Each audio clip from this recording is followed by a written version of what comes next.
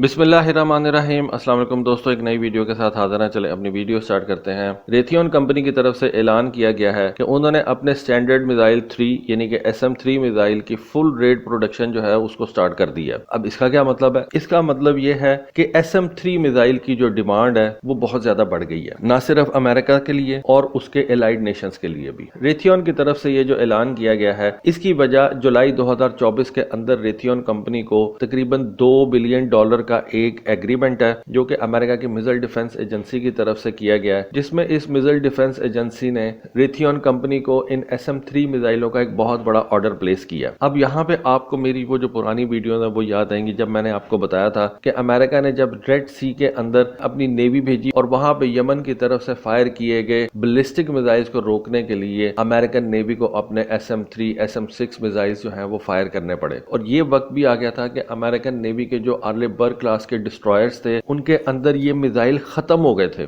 اتنے missile fire کرنے پڑے تھے امریکن نیوی کو، اور اس کے بعد پھر امریکن نیوی نے ایک ایکسٹرا فنڈ مانگا تھا اپنی گورنمنٹ سے کہ جی ہمارے جہازوں کے اندر سے یہ میزائلز ختم ہو گئے ہیں، آپ ہمیں ایکسٹرا فنڈ دیں تاکہ ہم یہ میزائلز جو ہیں دوبارہ سے نئے سے پرچیز کر سکیں۔ اور یہ وہی وقت تھا جب فرانس نے امریکہ کی مدد کرنے سے انکار کر دیا تھا۔ فرانس کو یہ پتا تھا کہ حوثیوں کی طرف سے جو بلسٹک میزائل فائر کیا جائے گا وہ کچھ $1000 کا ہے، جبکہ ہمیں ان بلسٹک میزائلز کو روکنے کے لیے جو میزائلز فائر کرنے پڑیں گے، جیسا یہ SM-3 ہے یا SM-6 ہے یا SM-2 ہے، تو وہ میزائل کئی ملین ڈالر کا ہے، اور ایران اگر ملیٹریلی ہمیں ہرا نہ بھی سکے تو فائنینشلی وہ ہمیں بینکرپٹ کر دے گا، یا ہمارا جو ڈیفنس بجٹ ہے وہ اتنا زیادہ سکائی راکٹ کر جائے گا ان بلسٹک میزائلوں کو روکنے کی وجہ سے کہ ہم اتنا ڈیفنس بجٹ افورڈ ہی نہیں کر سکیں گے۔ ملٹری آپریشنز کی ایک یہ بھی سائیڈ ہوتی ہے کہ جہاں پہ آپ نے کاسٹ بینیفٹ ریشو جو ہے وہ نکالنی ہوتی ہے کہ آپ نے $2 بلین کے یہ SM-3 میزائلز فائر کر دیے ہیں، اس کا آپ کو فائدہ کتنا ہوا ہے؟ یار امریکہ اور ویسٹرن کنٹریز کی تو ضرورت تھی، کیونکہ انہوں نے اپنی سی لائنز آف کمیونیکیشن جو ہیں ان کو جاری رکھنا ہے، ان کو رکنے نہیں دینا۔ اپنے جو کنٹینر شپس ہیں یا جو اپنے آئل ٹینکرز ہیں جو تیل لے کے یورپ کی طرف جا رہے ہیں یا کینیڈا کی طرف جا رہے ہیں، ان کو راستے میں ان حوثی بلسٹک میزائلوں سے جو ہے وہ بچانا ہے۔ لیکن اس وقت آپ یہ ذہن میں رکھ لیں کہ جتنا زیادہ ناک میں دم ان حوثیوں نے امریکہ کا کیا ہوا ہے، شاید اتنا زیادہ پرابلم ایران بھی نہیں دے رہا ان، کیونکہ اس ایریا سے جو ٹریڈ گزرتی ہے نا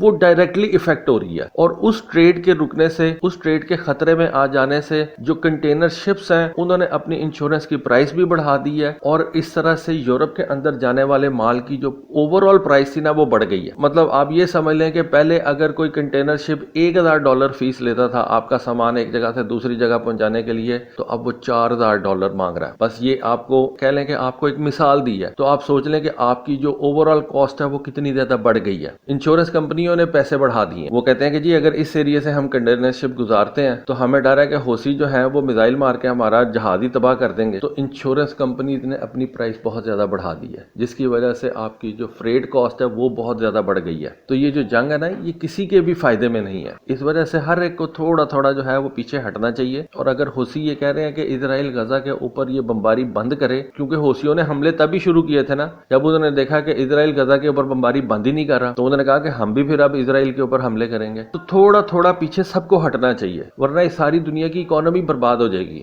ہو گیا جائے گی، ہو ہی گئی ہے۔ اچھا، اب امریکہ کے بعد ان میزائلوں کا جو سب سے بڑا بائر ہے وہ آپ کے خیال میں کون سا کنٹری ہے؟ وہ جاپان ہے۔ جاپان کو بھی یہ بہت زیادہ جو ہے وہ مسئلے مسائل کا سامنا ہے کہ اگر کل کو جنگ لگ جاتی ہے تو ہماری جو ٹریڈ ہے اس کو نقصان پہنچایا جا سکتا ہے۔ دیکھیں آپ اپنی کنٹری کے ڈیفنس کے اوپر پیسہ کیوں خرچ کرتے ہیں؟ ایک تو ٹھیک ہے آپ نے اپنی باؤنڈریز کا دفاع کرنا ہے، لیکن دوسرا جو مین مقصد ہوتا ہے آپ نے اپنی ٹریڈ کو بھی بچانا ہوتا ہے، کیونکہ آپ کچھ کمائیں گے تو ڈیفنس کے اوپر خرچ کریں گے نا، اور کمانے کے لیے آپ کو اپنا مال جو ہے وہ باہر کی دنیا کو بیچنا پڑے گا۔ اب جاپان جو کہ دنیا کی ٹاپ اکانومیز کے اندر آتی ہے، آئی بلیو اگر امریکہ اور چائنا دنیا کی پہلی دوسری اکانومی ہے اور جرمنی اگر تیسرے نمبر پہ آتا ہے، تو میرا خیال ہے کہ جاپان پہلے 5 کے اندر تو ضرور آتا ہے۔ میرا خیال ہے کہ چوتھے نمبر پہ جاپان کی اکانومی ہے۔ اب جاپان الگ تھلگ ملک ہے، ایک طرف اس کے اتنا بڑا پیسفک ہے، دوسری طرف اس کے نارتھ کوریا اور چائنا ہے، تو جاپان نے اگر اپنی اکانومی اور اپنے یہ جو اتنی بڑی ٹریڈ سمندر کے راستے سے ہی کرنی ہے، اس نے اپنی ٹریڈ کو بچانا بھی ہے۔ تو اس وقت سب سے زیادہ جو ان میزائلوں وغیرہ کی ضرورت ہے کہ اس کے ان کنٹینر شپس کو اور اس کی سی لائنز آف کمیونیکیشن کو کوئی روک نہ سکے، کوئی کاٹ نہ سکے،